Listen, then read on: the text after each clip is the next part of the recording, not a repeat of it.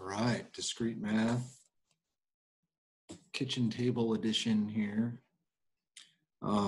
So we've basically finished the section on probability fundamentals, and now we're going to make a transition toward statistics. But before we do that, we have to discuss the notion of random variables. And there are going to be two types of random variables we're going to look at. One are discrete, and the other are continuous. And we really need to understand fully what's going on with those before we can really engage with the statistics discipline. So here we go. Again, this stuff is from the Alowski-Dean text. I've uploaded a PDF version of that textbook to Canvas. Alowski and Dean are the authors of this thing. It's a pretty good book, I think, and good problems. I'll be choosing problems from that text for you to work on and to be quizzed over. And just to let you know, on Wednesday, I plan to have a more thorough idea of how exactly I'm going to administer this exam to you. Okay, so stay tuned for that. Okay, so chapter 4 of the Alowski-Dean text on discrete random variables. All right, so here we go. We're going to talk about what a random variable actually is, what its expected value is, and then we're going to look at a couple of common discrete distributions that are going to be of particular interest to us, namely the binomial and the Poisson distributions are going to be particularly interesting to us just because the applications are far-reaching, particularly in things like the computer science discipline. So what would be an example of discrete data? Well, in my mind, when I think of discrete data, I think of things that are separated by gaps. More precisely, discrete data are data that can be listed in a systematic way, okay? So I can literally sit down and start writing the list, and there is a way to write the list of the data so that I'm guaranteed to reach every single point in the data set. Of course, a finite set, by that definition, would be discrete because, of course, if I have a finite set, I am going to be able to sit down and list every element of that set. So that would be discrete. But also infinite sets like the integers would be considered discrete because I could list those in a systematic way so that I am guaranteed to reach eventually every integer, no matter how large it is. Even the rational numbers would be considered a discrete data set because there are, believe it or not, there are ways to actually list the rational numbers, okay? Continuous data, on the other hand, is not listable. There's no way to list that, okay? And you want to think of it as kind of a gapless collection of data. So like the interval from 0 to 1, all the real numbers from 0 to 1, that would be a continuous data set, okay? And for right now, though, we're going to concentrate on just the discrete part of this, and we'll look at some discrete distributions for random variables, okay? But what is a random variable? Well, it's essentially describing in some numerical way the outcome of a random, or sometimes you use the term random experiment or statistical experiment. And the random variable is recording some aspect of that, but it always has to be recording it in a numerical way. All right, so whatever the outcome of the experiment is, it takes that outcome and it translates that into a numerical quantity. Most of the time you use uppercase letter notation for random variables. So some classic examples of such things would be like if I roll 2 die and I add their values together, that would be a random variable, okay? Settlers of Catan is a pretty popular board game that people play. and sums of two die are very critical in that game. You want to know the probability of certain sums coming up, okay? The number of heads flipped in 10 total flips of a coin, that would be another random variable. Of course, you could think about what the possible outcomes for those random variables would be. In the case of sums of rolls of two dice, you could have anything from 2, 3, 4, all the way up to 12. Those would be possible outcomes for that random variable. And for if you're recording the number of heads in 10 flips of a coin, that could be anything between 0 and 10, inclusive. Okay, so like I already said, a random variable, the outcomes are numbers, right? So they're numerical outcomes for these random experiments. So the random variable is taking the random experiment outcome and it's translating that into some kind of numeric quantity, okay? And of course, the reason you call them random variables is their outcome is not determined. It can vary with each repetition of the experiment. Okay. So here's some technical terminology about random variables. Probability distribution function, PDF, and sometimes it's called the probability mass function, or PMF. For a discrete random variable, it simply gives the probability for each possible outcome for the random variable. Okay, so remember we use capital letters for our random variables. So like, you know, if the outcome R is possible, then you would use P of X equal to R. So that would be the probability that the random variable equals R. And then in your mind, you would have to think, okay, what outcomes for the experiment would translate into my random variable equaling R, and how often is that happening probabilistically? Okay, so that is the PDF. All of those values for various values of R constitute the probability distribution function for that random variable. Okay, so that is a function of R, the outcome for that random variable. Okay, that's what the PDF or PMF is. You're kind of thinking about the density on one point, or the mass on one point, or one particular outcome for the random variable. Well, you know, so you're asking a couple of questions. We're asking a couple of questions here about what sorts of properties the PDF or the PMF must have. What possible values could you have for the PDF? Okay, so remember, here we're talking about probabilities of X equaling some value R. Well, clearly those are all going to be equal to or greater than 0 and no more than 1, right? So that much is clear. But what happens if I add up all the probabilities over all possible outcomes for the random variable? Well, then of course you're just going to get 100%, okay? So those are just sort of two basic features of the PDF or the PMF of a random variable. So incidentally, I'm using these two terms interchangeably because it depends on the text you look at. Sometimes they constantly say PMF, sometimes they constantly say PDF. Okay, so you want to use those two terms interchangeably. They mean the same thing. Okay, so here's a little example. Suppose a coin is flipped 10 times. So I'm flipping a coin 10 times. That was one of the examples we gave back there. And X is simply going to be the number of heads in 10 flips of the coin. Find the probability X is equal to 0, 1, or 2. Okay, so let me go up here. I'm going to switch over modes here. Okay, go into screen sharing here. All right, here we go. So again, X is equal to the number of heads in 10 flips. Okay, and we're only, this is just a fair coin, okay? So no funny business here.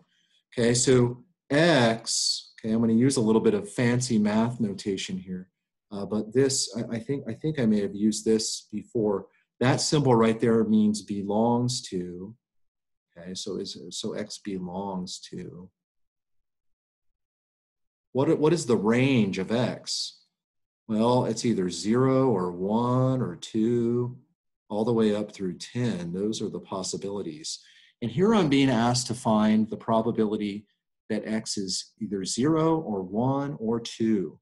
Okay, and incidentally, sometimes we write P of R for the probability that x is equal to R.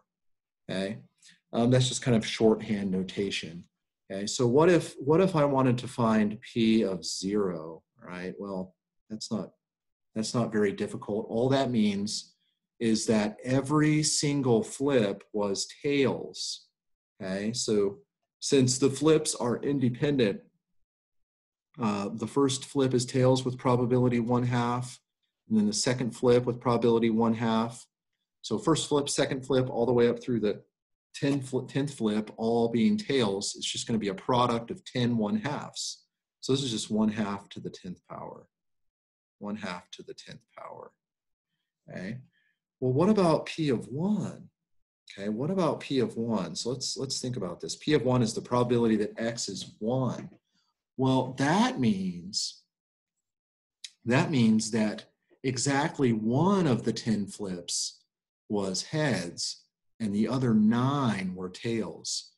Now, the interesting thing is we have a bunch of different cases where that could happen.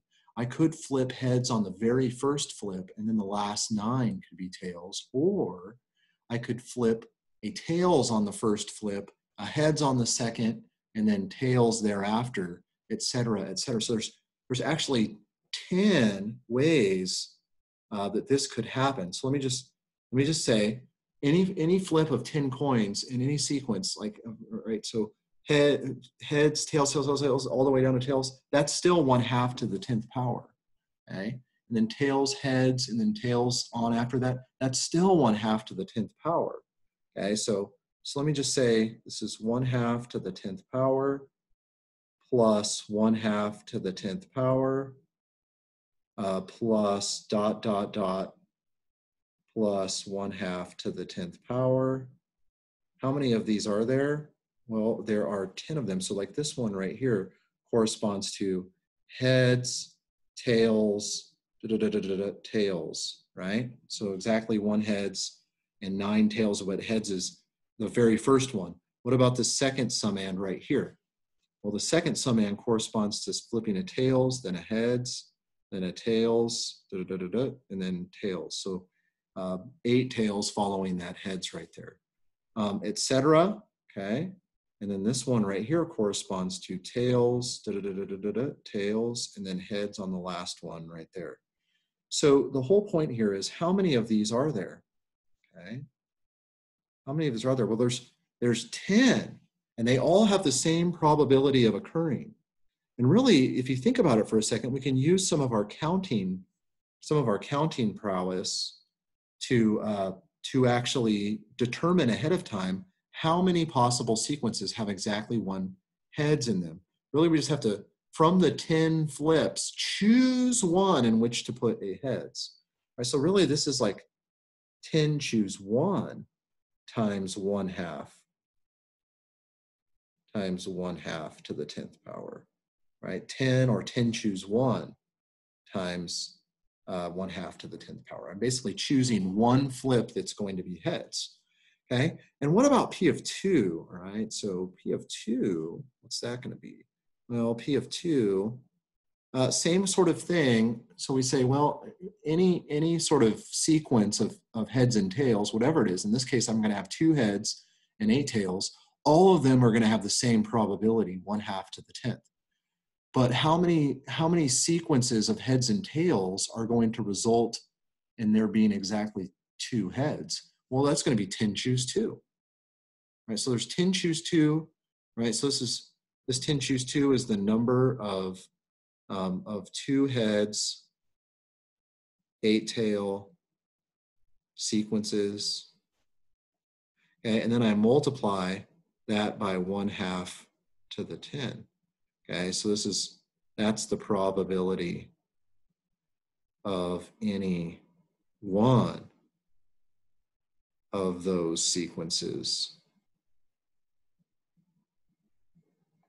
Okay, and by extension, you can discern pretty quickly that this pattern is going to keep on going. So like P of 3, for instance, well, that's just going to be 10 choose 3 times 1/2 to the 10th power. And in general, P of R is going to be 10 choose R times 1/2 to the 10th power.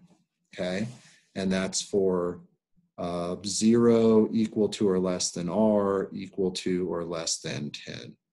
Okay.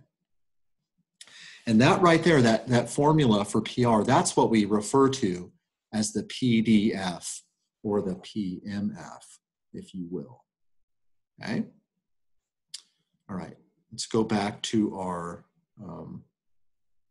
slideshow here and continue. Okay, so here was this. We found not only the probability that X was 0, 1, or 2, but we actually found a general formula for the PDF in this case. Okay. Okay, so actually, oops, yeah, here we go. So here's another example. Let X equal the sum of the rolls of 2 fair 6-sided die. Which values occur most often? Well, what do you think? Let's just kind of think about this together. Okay, so let's think about this carefully. Okay, so I have 2 fair die, and I'm flipping the coins and I'm recording the sum. Which values are going to occur most often? Well, so I mean, you kind of want to think about having like a left-hand die and a right-hand die, just so you can distinguish between the two. Maybe think of one of them as being red and one of them as being green, for instance. Well, okay, so what about a sum of 2? A sum of 2. Well, there's only one way that can happen. Out of a total of 6 times 6 combinations of red and green die. Okay, so 1 out of 36 are the chances that this thing is going to have a sum of 2. Okay, that's not very good. Well, what about a sum of 3? Well, in that case, you actually get a little bit more freedom. For instance, the red die could be a 1 and the green die could be a 2, or the red die could be a 2 and the green die could be a 1. Okay, in which case I actually have 2 possible ways to get a sum of 3. That's twice, right? That's twice as likely as a sum of 2. So a sum of 3 is twice as likely as a sum of 2. So the odds of that happening are 2 out of 36. And then what about a sum of 4? Well, I could have a 1-3, a 2-2, or a 3-1. Okay, so there are 3 ways. So you see how the probability seems to be kind of going up now. So for the probability for a sum of 4 is 3 out of 36, 3 over 36. But then what about, does that just keep happening? Does it keep getting more and more likely? Well, interestingly, you kind of max out at 7 in the middle, okay? Because there you have the most freedom of all, because it's 1, 6, 2, 5, 3, 4, 4, 3, 5, 2, and 6, 1. So there are 6 possible combinations of die that give a sum of 7. Okay, and that's the best that you can do. It's only going to start going down from there. Okay, all the way up to 12. Because think about it. Once you get to a 12, there's only one way that can happen, because you would have to have 6 on both die. Yeah. So which values occur most often? Well, it turns out that 7, a sum of 7, is the most likely to occur. Do you think this would be typical if we did many more rolls? Well, that's kind of the essence of probability. You know, the more rolls you do, the more often, or the more likely you're going to see those patterns to play out over time. Okay, and 7s would tend to come up the most frequently of all, everything. So yeah. There, and we're going to go over, oh, and by the way, this last column sum thing, that's something we'll talk about on the next slide. If we did a whole bunch of data values, you would expect the relative frequencies to be really close to the theoretical probabilities that we're talking about right now. Okay, so here's kind of the table of values that are the true relative frequencies of things that I was just talking about. So if X is a sum of 2 dice with enough rolls, you would expect that the experimental odds, where you just recorded the number of times that a 2 came up over the total number of rolls, that the experimental odds would get really, really close to these theoretical odds right here. So the probability that X is 2 is theoretically 1 out of 36. 3 would theoretically be 2 out of 36. 4 would theoretically be 4 out of 36, which reduces to 1/12, et cetera, et cetera. Okay, and what should be true about this column of relative frequencies? These are called relative frequencies, theoretical relative frequencies. These things should add up to 1, and they do. Okay, for sure they do. Okay. So, and here's these. Okay, so this is for the sum of 2 dice, right? Here's the relative frequencies for a number of heads and 10 flips. So that first one, X equal to 0, that's just 1/2 to the 10th. The second one is 10 times 1/2 to the 10th, and that's why you see the decimal point shift to the right by 1. 10 choose 1. And then the next one is just 10 choose 2.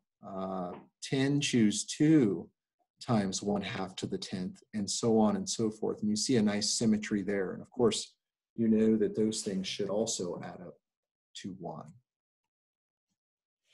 Okay, let's talk about expected value here. Expected value. Okay, expected value is, I mean, it's not exactly accurate to say that this is what should come up. That's not true. But expected value is kind of trying to feel where the middle of the data is in some sense. It's kind of a one number summary of the data itself. If I had to give someone a number that described the essence of the data, that's what the expected value would be. Sometimes people use the term average, although the term average is kind of wrought with ambiguity. I try to steer clear of that because there are lots of things in statistics that could serve as adequate averages. The expected value is kind of like the weighted mean for a data set. So like if you have n total outcomes for a data set, okay, and you call those outcomes x sub I, then the mean, and you use the Greek letter mu to represent this, is just going to be the sum of the xi times the probability that those things occur. So you take the particular outcome, xi, and you multiply it by the probability that that outcome will occur. And that is the expected value of the random variable x. So little xi is the outcome for the random variable x. And then you weight it, W-E-I-G-H-T, you weight it by the respective probabilities that those outcomes occur. That is the definition of expected value. Okay, use the Greek letter mu, and sometimes use E bracket X, and I'll show you that here pretty soon when we start doing some computations. Okay, find the expected value of the number of heads in 10 flips of a coin. Okay, so this will be fun. So let's do this. Okay, so what I'm going to do is go back into my screen sharing mode here.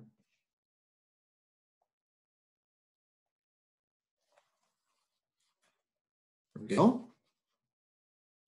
Okay, the expected number of heads in 10 flips of the coin. Expected number of heads. Well, I mean, what do you think? What do you think is going to happen? Remember, we just looked at the data. We looked at the probabilities. We looked at the probabilities over there. Okay. expected number of heads in 10 flips of a coin. Look at the probabilities over there, and it was nice and symmetrical, right? The probabilities were nice and symmetrical. So wouldn't it make sense that the expected value would be like basically right in the middle? Okay, so let's watch that kind of play out here. Okay, so let's see what happens. So if x, remember x is equal to the number of heads in 10 flips, just to make sure we're all on the same page. Again, P of, I'm going to use little x for the outcome. That's the probability that capital X is equal to little x.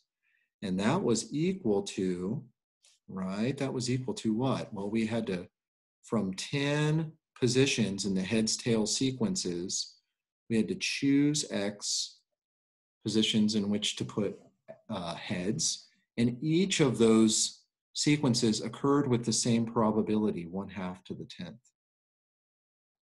1/2 to the 10th. Okay, and this was for 1 equal to or less than X. Or sorry, not 1. Let me erase this. Okay, that was for 0 equal to or less than X equal to or less than 10. Okay. So what is the expected value of X? Okay, so mu, by the way, another notation that is often used is mu sub X to remind you that this is the mean or the expected value of the random variable X. And sometimes you use this, capital E of X, okay?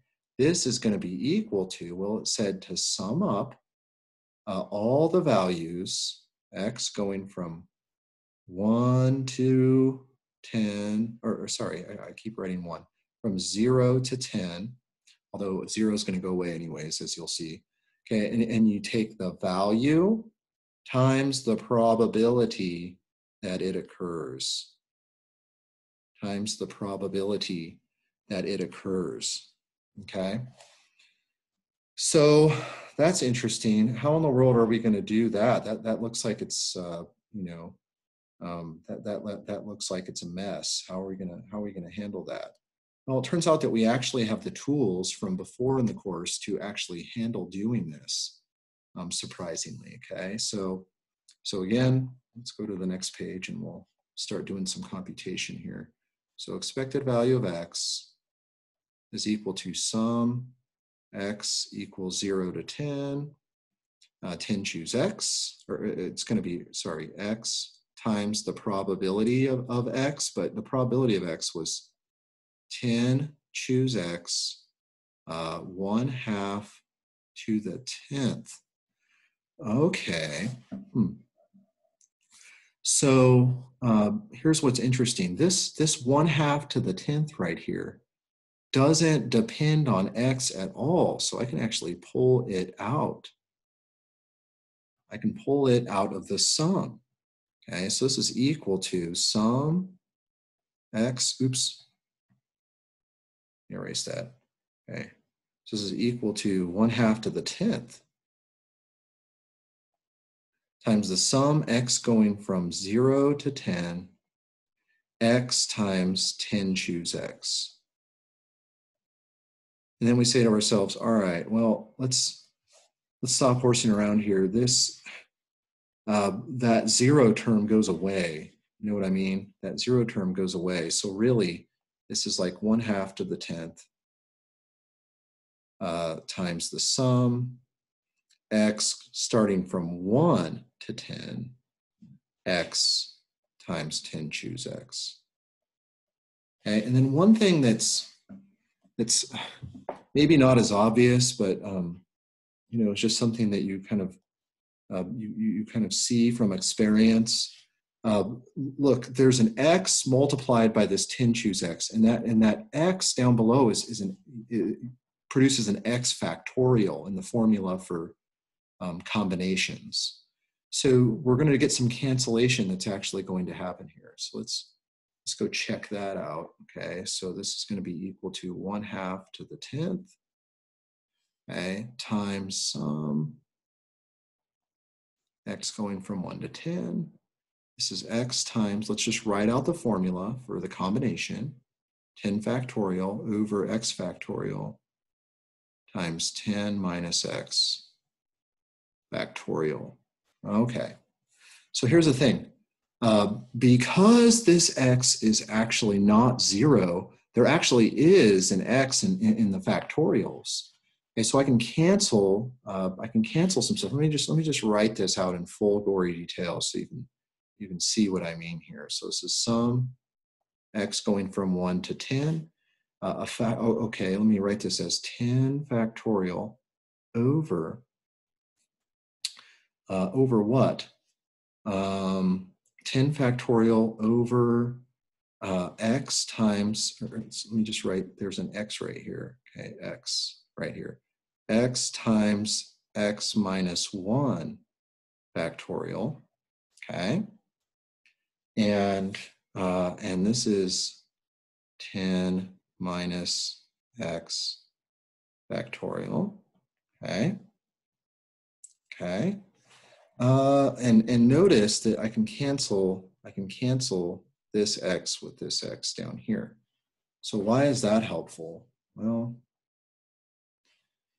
okay, so this is, we'll see why in just a second. This is 1/2 to the 10th times the sum x going from 1 to 10. And now it's just 10 factorial over x minus 1 factorial. X minus 1 factorial. And what is this going to be? This is still 10 minus x factorial. Okay. So, so here's the thing that's kind of weird. I'm going to rewrite this thing in kind of a weird way because I know where this is going. I'm going to, instead of writing 10 factorial here, I'm going to write this as 10 times 9 factorial. And I'm actually going to take this 10 and pull it out here. Okay, that might seem like kind of a weird move, but I think you'll see why I'm going to do that here in just a minute. Okay, so let's go to the next page. I'm going to pull 10 out. I'm going to write 9 factorial upstairs. Okay, so this thing is equal to 1/2 to the 10th times 10 times the sum x going from 1 to 10. And this was a 9 factorial. And I'm going to write something kind of funny down here. I'm going to write this as x minus 1 factorial. And then I'm going to write this in kind of a funny way. It was 10 minus x factorial.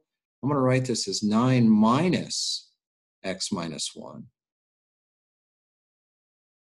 I'm running out of room here. Let me erase this thing and try to write it in a little bit smaller way here. So this is x minus 1 factorial. I'm going to write this as 9 minus the quantity x minus 1 factorial. Okay, there's a factorial over there on the right. Now you might say, what in the world? Why would you do that? Well, I kind of want the 9s to match and I want the x minus 1s to match.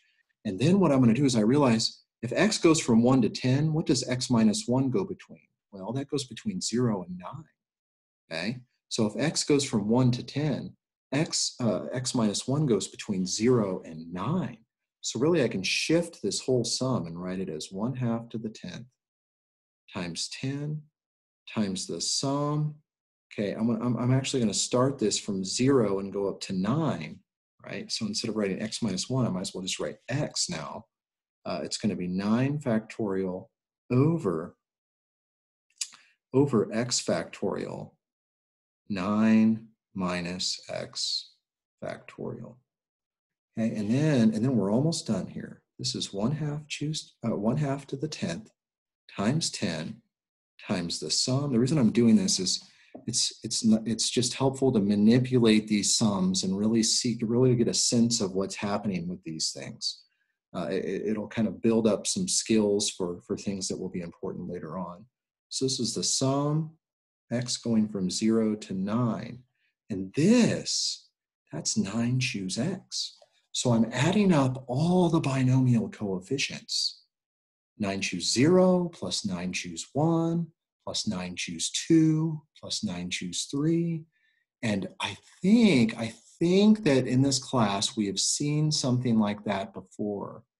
Remember when we talked about the binomial theorem and we realized these combinations, these chooses, these things right here, they come up naturally in the so-called binomial theorem. So let me just kind of go over here for a second and remind you. Remember, the binomial theorem said that if I have x plus y and I raise it to the nth power, that this is equal to the sum, k going from 0 to n choose k, n choose k, x to the k, y to the n minus k. Remember, Pascal's triangle was all part of that.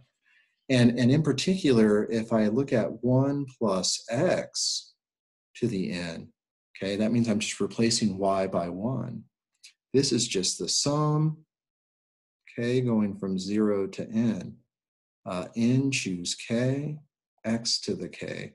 This is the typical so-called binomial theorem, the 1 plus x version of it. You can also have the y, and that's more general. But then if you take x to be 1, watch this. So 2 to the n is equal to 1 plus 1 to the n. And if you take x to be 1, that's just the sum of these things. Okay, k equals 0 to n, and choose k. So what is this saying? This says if you add up all the binomial coefficients of a particular size, you're just going to get 2 to that size. Okay, 2 to the n is the sum of all the binomial coefficients where I'm taking n choose the whatevers for all possible things. You just get 2 to the n. And of course, that's relevant to what we were just doing back here. Okay? Here I'm adding up all the binomial coefficients, all the chooses, 9 choose whatever, is all of them are there. So what's this going to be? What's this going to be? Well, it's going to be 2 to the 9th. And don't you see that 2 to the 9th times 1/2 to the 10th? This 2 to the 9th right here, this 2 to the 9th right here, this 2 to the 9th right here, that cancels with 1/2 to the 10th and leaves behind a single factor of 1/2. Okay, so this 2 to the 9th cancels this 10 and leaves behind a single factor of 1/2. And all that ends up being left is 1/2 times 10. Okay, so it's just 1/2 times 10. Okay, so in the end, what have we shown? Remember, I mean, you may have lost track of what it was that we were doing. We were trying to compute the expected number. We were trying to compute the expected number of heads if I flipped the coin 10 times. And we ended up discovering after all that computation that this is just 1/2 times 10. And doesn't that make sense? What that's basically saying is if you flip the coin 10 times, then you expect that about half of them are going to be heads. That's the expected value. Now, does that mean that we are surprised necessarily if we have less than half the flips be heads or more than half the flips be heads? Well, not necessarily, but this is just kind of like what we wouldn't be totally shocked if it was 5. And on the other hand, if I were to flip the coin 1 trillion times, I would expect, about 500, or half of those, 500 billion of those, roughly speaking, to be heads. Okay, that just makes good sense on the whole. Okay, so then I'm gonna stop this for now. I'm not sure if this will be the end of this particular lecture for the day. It might be. I'm going to have to look and see exactly how long this is. But this is just a basic, kind of the underpinning fundamentals of what it means to work with these random variables. And expected value is at the essence of what it means to give a one-number summary of discrete or any random variable. And in particular, we're talking about discrete ones here. Okay, that's all for now.